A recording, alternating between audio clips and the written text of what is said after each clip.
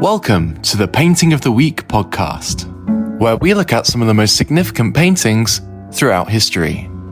Introducing your hosts, Phil Grabsky and Laura Bentham. Welcome to this week's Painting of the Week podcast. And in a slight departure from the norm, I don't today have Laura with me, but I have the director and writer and TV presenter from time to time, Ali Ray, who has just finished a fourth film for exhibition on screen, My National Gallery. The three other films being Frida Kahlo, Mary Cassatt and Klimt and the Kiss, all fabulous, all available at seventh-art.com. And indeed, the picture that we're about to talk about, if you go to seventh-art.com and click on the podcast button, the picture will come up and you can look at the picture while we talk about it. Now, the premise of My National Gallery is primarily to allow certain members of staff to tell us about a painting which has significant meaning for them. Their favourite painting, but more than that, it's a painting that they feel very emotionally close to, and we explore the reasons why. And in doing so, we take a closer look at that painting. I'd say in virtually every case, we're led to look at and see details that we probably hadn't noticed before. That's certainly true for me. There's a little bit of celebrity stardust thrown into the film too. Michael Palin, Claudia Winkleman, even Princess Eugenie. And I should also mention Jacqueline Wilson and Terry Gilliam. Why not? Those are our five celebs. And we've also got two or three members of the public. Now, each of them was asked the question, what is your favourite painting at the National Gallery? That was the question Ali asked them. And ultimately, by hearing their stories, seeing the details of the paintings that they point out, it makes you want to go and look at that painting for yourself at the National Gallery in Trafalgar Square, London. I should add, it's also the 200th anniversary this year, 2024, of the National Gallery. So we've wrapped a bit of history into the film as well. And we're working with the National Gallery on, we have released, if this is post-June, or we're going to release, if this is pre-June 2024, the film together with the National Gallery. Anyway, I decided that it would be fair and a good opportunity to get to know Ali if I said to Ali, well, what's your favourite painting at the National Gallery and why? So, Ali, what is your favourite painting at the National Gallery and why? Hello, Phil. My favourite painting at the National Gallery is a painting by Edgar Degas, and it's called Miss Lala at the Cirque Fernando, and it was painted in 1879. Okay, so what do we see and why is it your favourite? It's my favourite because of the unusual composition of this painting. I like it when people approach something in a very unexpected way, and Degas has certainly done that here. It's a painting of an acrobat who's in midair. The painting is painted from the point of view of us looking up at her as she flies through the air with her arms stretched out, and in her mouth is, I actually know this, you can't tell from the picture, there's a piece of leather and she's suspended from this piece of leather that's been hoisted her up to the ceiling. And so basically she's clamping onto it with her teeth. And it's called iron jaw technique. Yes, that was apparently a circus technique at the time that this particular acrobat perfected and was well known for. So no safety net? No safety net. No wires? Well, the only wire is attached to this small piece of leather that she's clamped in her jaws, and you can't see the floor of the circus. The whole point of this painting is you're looking up into the ceiling, and most of the painting is actually made up of all the kind of buttresses and the architectural features. It's just very odd, unexpected. You don't see her face. all the things that you'd expect to see of a painting of a circus isn't really there. You can't see the facial expressions, you can't see the audience, you can't see the stage, and that's why I love it, because it's just totally unexpected. The thing I find so interesting about Degas, well, all the Impressionists, and we've made films, I think we've made 6 Impressionist films, is they're all very different characters, and actually you start to learn they all have very different signatures, by which I mean their painting signature.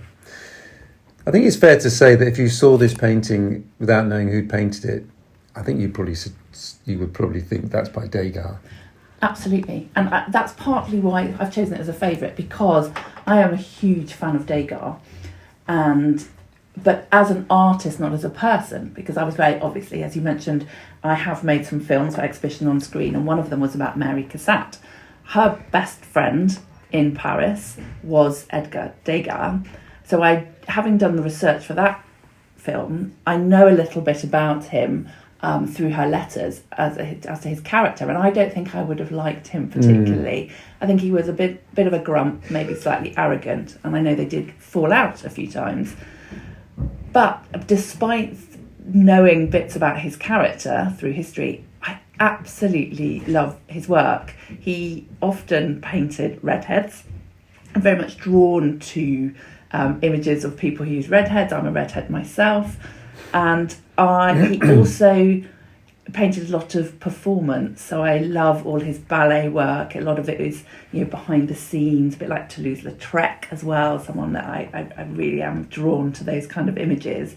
The sort of the images of those performances that most people don't see. And that's what I love about him. It is also interesting, isn't it, that we think of the Impressionists as trying to capture a moment, capture the immediacy of a moment and of an emotion, how light is bouncing off something. And yet Degas said, that's far from what I am. I mean, we look at his paintings and to us they feel like Impressionist works, and I think we can call them Impressionist works. And yet what he says is that, no, I'm not about spontaneity, and I for me it was all about studying the old masters. And one of his teachers had said to him, it's important to study lines and keep drawing lines and keep drawing more lines. And this was Degas. I mean, he was very thoughtful. He didn't like the idea of painting outdoors and trying to think, well, he paints the horse races, doesn't he? Yes, he does. But he's so well known for painting dancers, ballet dancers, and in this case, an acrobat. And also the things that I love that he's done are sort of laundry women and women are known at their toilet, as in brushing their hair and getting ready, those kind of private moments. It's just so atmospheric. It's so intimate. I love it. And the thing about this particular work is that all those architectural features he found really, really hard. He couldn't get the perspective right, and he did many preparatory works, and in the end you could get I think it was called a perspector, someone who would come and help and advise an artist on how to get the perspective right of architectural buildings. I didn't know that. And so he used that for this. Because this is obviously in a building, permanent building. It's not like not a tent, is it? No, it's not a tent. It's not a tent. And what I like is you look at the decoration around the windows of this building, interior of this building. There's obviously beautiful gold decorations, and that's kind of echoed on her outfit. But obviously none of it is very clear. There's no sort of sharp lines, but you obviously, as with all the Impressionists, you totally get it. And I like her outfit. She's got these quite cool boots on, and I always find a bit behind her knee there's this really weird crease, because I assumed that was just her skin, but maybe she's got tights on. Did they invent had tights been invented by 1879? Well, there's a question. That's what I need to know. I will be looking that up. Now, she was also, I think, she became very famous. Her name was Anna Albertine Olga Brown, and she became this really well-known circus performer. And she was a mixed-race circus performer, which I think at the time was, quite something. And she became really, really popular. And I do believe she was in some other people's paintings. But the great thing about her here is showing her expertise mid-flight. clamped on with her, her jaw. You can see that she's almost thrown her arms up, to kind of propel herself up into the air. So it is this, to me, it is a fleeting moment. He's captured her in this moment, yet despite, as you said, it took loads of preparation, really, really well planned out. So he's a well-known bachelor. Yep. Like you say, grumpy, cantankerous. Mm-hmm. Felt very much that an artist should be private and remain private. And yet he goes, it must have been quite a thing. He must have been sitting in the front row of these theatres or in ballet studios, or here, whether this is during a performance or a rehearsal, presumably sketching. Yeah, he talked his way into lots of places, clearly. A bit like Lautrec. Yeah, a bit like Lautrec. Comes from a relatively wealthy background. That would have helped. He would have had a demeanour that would have gained him access to things. I wonder whether he's painting these for himself, just to explore what he was capable of, or whether he thought there was a market. Well, my thoughts and understanding of that, because he famously was one of the Impressionists who came from a very wealthy background, and obviously I think that was the connection with Cassatt. She also had wealth behind her because of her family, very much compared to the other Impressionists.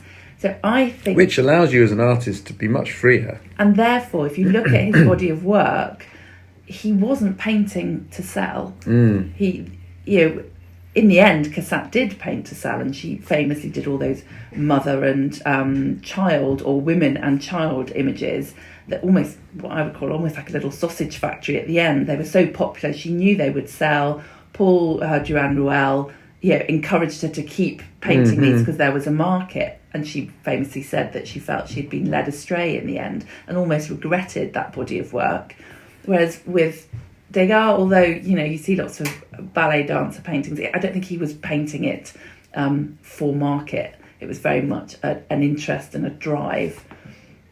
So I suppose in that way he was much freer, and I think, maybe that's why I am drawn to it. They're unusual works that, would someone of the time have gone and bought this picture, which is almost like a photograph of a moment with no one's face? It's a figurative painting, but you can't even see her face.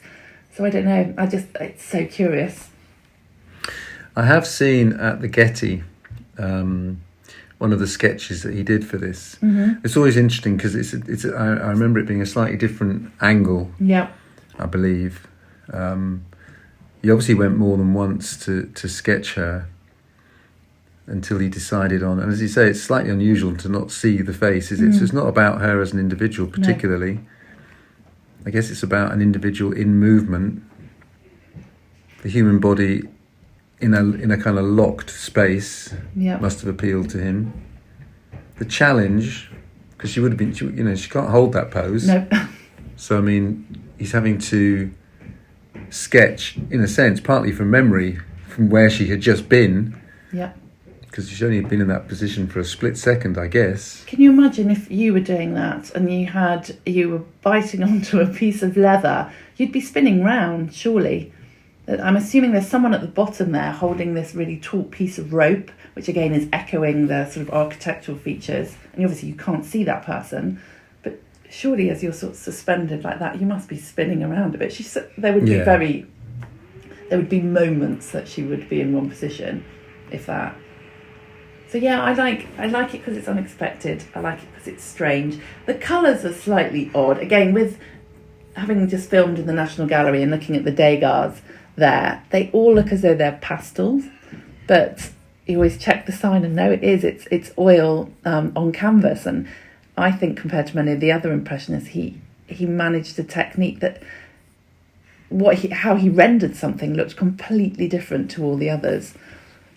There is another painting I nearly picked, was the other Degas in the next room, and it's a painting of a girl with red hair sitting backwards as a woman is brushing her hair, and almost looks like she's pulling her hair. And a bit like this, there's the predominant colour is these kind of orangey red hues, whereas in the hair brushing picture, they're all really, really striking. And when I spoke to Jacqueline Wilson, we were walking through the room. The children's author. Yes, who we interviewed. She had once been in the National Gallery talking to some children about the painting, and a little girl, she said, "What do you think's happening in this painting? This behind the scenes of having your hair brushed." And the lady does have a slightly rotund tummy, the woman having her hair brushed, and the little girl said, "I think she got pregnant, and now her mum's so cross that she's pulling her by her hair, dragging her by her hair." Crumbs. So now, unfortunately, I have that reading of the painting in my head, which is why I didn't pick it. So yeah, I think I'll make my own story on this one. One of the things you see the Impressionists doing a lot, because they used to really study colour theory. Oh yeah. And is the combination of orange and yellow, sometimes orange and blue, or green and orange, these complementary colours. So Degas here is using green and orange quite a lot. Yeah. And I think that's something, I'm sure if we look through all the, there's more than a decade's worth of ballet dancers. Yeah. And I'm sure if we looked at them, there'd be a lot of oranges and greens used. But also what you see here, if you look at her skin tone, look carefully, of course, there's a lot of green. Yeah. And that, I think, that's something that is I think he referred back to having learnt that from a 14th century Italian artist who talked about green being the second skin colour. And I always find it, and if we look at I'm looking at mine now. I'm looking at my wrists and the pale green hue you got there. That's actually very true. The kind of blue underneath is sort of comes across quite greeny, and they look like veins there, don't they? If you could. I remember my kids refusing to believe that the veins that they can see, which are kind of slightly bluish. I said that's just blood, yeah, but that's it's just red. And they said no, there must be something blue there. I said no, it's red. It's just the way light's being refracted through your skin. One of the things I always love about the Impressionist works is that on a surface level, they're very accessible and they're very bright and vivacious. And I think part of the reason that the Impressionist movement is still so popular, if not the most popular movement, is that you get it straight away. Even if you don't look at this very closely, you see an acrobat, you assume. And it's you understand the story, you understand the narrative, and you can move on to the next one, which might be somebody in a boat, and the next one somebody dancing. But then when you start looking, and it's true of Degas. Degas is a remarkable artist. We made a whole film about him for exhibition on screen, and he gets involved in sculpture and pastel work, as you mentioned, and he is such a craftsman. There's so much detail, and it's so clever. But do you think, and this is what I've been pondering a lot whilst making the My National Gallery film, and it was an absolute privilege and joy because I got to know so many paintings in that gallery through interviewing a selection of people. And obviously they all had different readings, not necessarily the ones that the curators would tell you about. But I realised, there's so much symbolism in many of the works, especially the Renaissance works and the Titians and things like that, and the Bellinis, all the things that we featured. And, in a way, you kind of have to know your myths, your Greek myths, and, you unlock, like the Caravaggio, someone says, you need to notice all the symbols to unlock the meaning of the painting. I don't think the Impressionists have that, do they? It's all about actually how the paint goes on the canvas in many ways. And so part of me thinks, I've chosen a painting without much depth, but actually what this painting is about is more about technique and moment. You've moved on to a different point of art history where it's less about your symbolism. There are actually also other narratives going on here. You have the narrative about public entertainment. This is obviously a very fine building which has been constructed in Paris, we would assume, to provide entertainment. And this is, it's a tall domed building, and presumably it's being permanently used as a circus. Actually, not unlike the building literally a few hundred metres from this office called the Hippodrome in Brighton, which also has a dome, built during the Victorian era. That dome, or the very top of it, used to circulate, doesn't anymore. Amazing place. They had downstairs. They once had an elephant, and they brought it up on stage and all sorts of things. Then it was used for concerts by the Rolling Stones and Shirley Bassey and others, and then... So you're saying that these are kind of more historical documents, that their value lies in that? Well, I'm saying that you've got the sense of the building, which tells you something.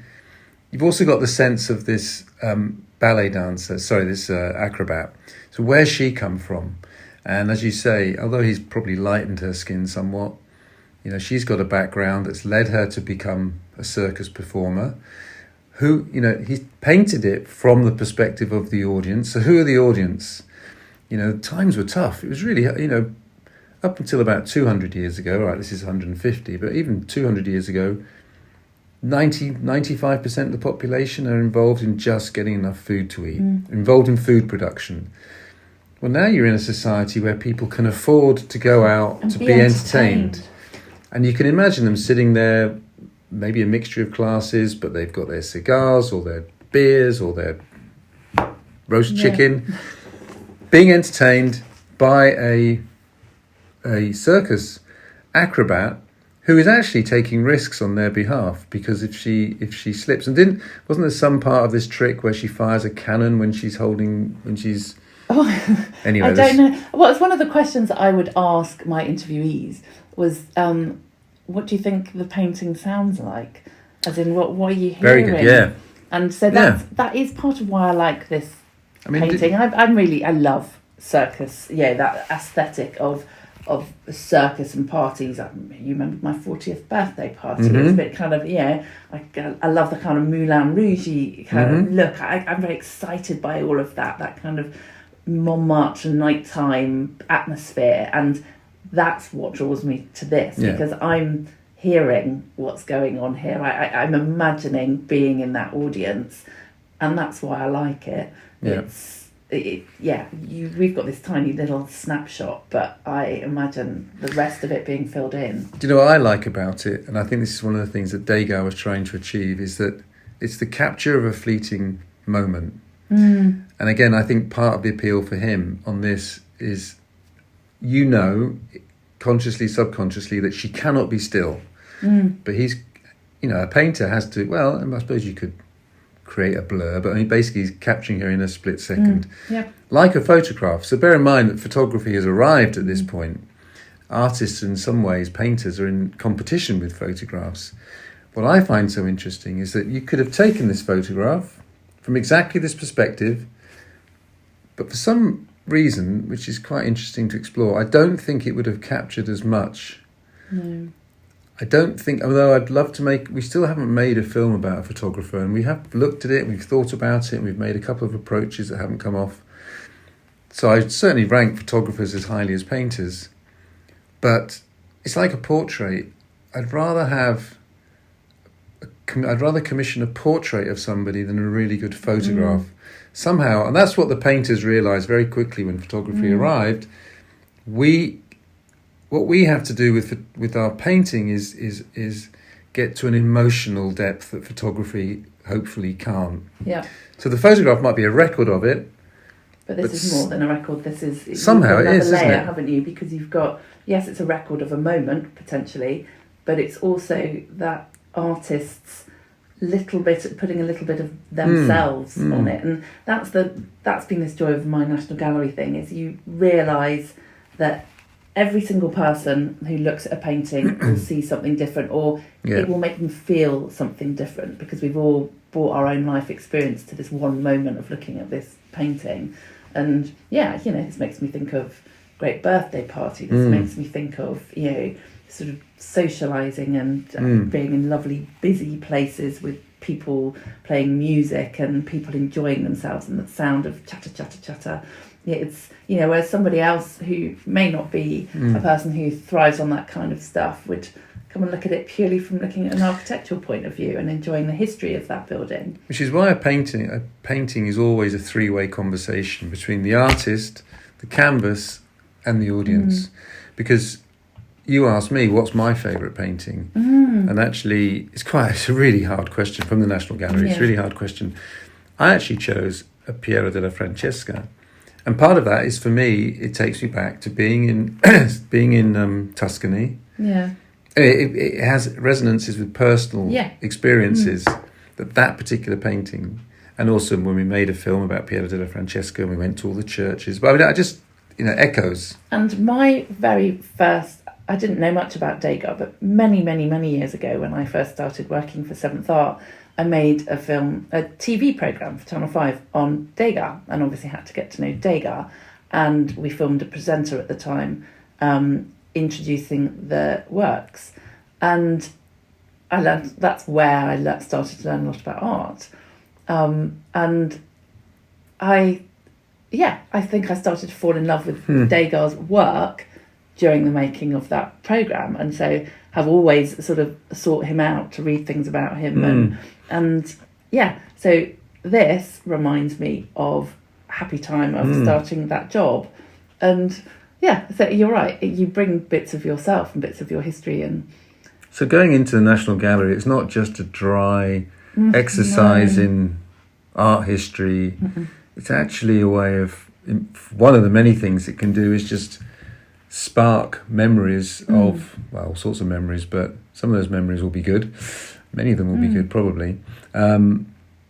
Well, thank you for your choice. Thank you for your film, which is absolutely spectacular. Well, we shared it. Yes, no, it's been a real joy to make, and has introduced me, and I hope it will the audience, to such a breadth of work from different centuries, different styles, and I bet it will make people go to the National Gallery to look at it for themselves. They'll feel they know a little bit of that painting, but not from a curatorial point of view. It will be someone's personal story that they'll see in it. There was one thing that Claudia Winkleman said that her dad used to do, which is something that I say to people sometimes, is, and me, when you go to the National Galleries, don't be, you can be overwhelmed. Where do I go? Choose one painting. Yep. And just go and look at that one painting, just as we've talked about this painting for 26, 27 minutes. Choose a painting, maybe do a bit of reading beforehand, maybe get the audio guide, maybe just Google it when you're on your phone, but just absorb that one painting. And of course in the National Gallery you've got plenty of choice, and you'll get so much from it.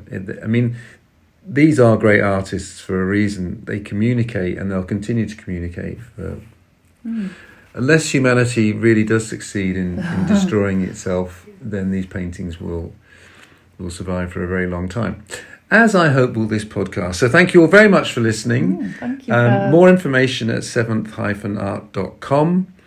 Alice, actually, you remind me, your Great Artists film about Degas, the short film, is available from the website, as is the longer exhibition on screen film, and plenty more. If you enjoy the podcasts, please do tell your friends, and we'll see you again soon. Thank you for listening to the Painting of the Week podcast. For more information, please visit our website at seventh-art.com or contact us by emailing info@seventh-art.com. See you next time.